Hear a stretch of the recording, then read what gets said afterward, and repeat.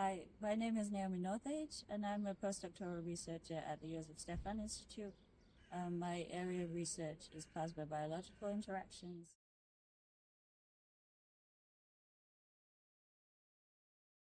So during our research, we were looking into sunscreens, and these used traditionally chemical UV filters, and we were looking into natural alternatives.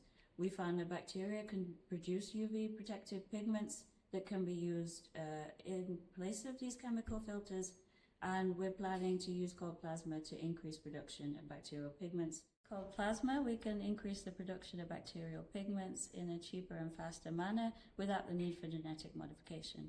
These bacterial pigments are actually advantageous because they have not just UV protective properties, but also antimicrobial, antiviral, anti-cancer, antioxidant properties, so they could be used widely in a range of cosmetic products.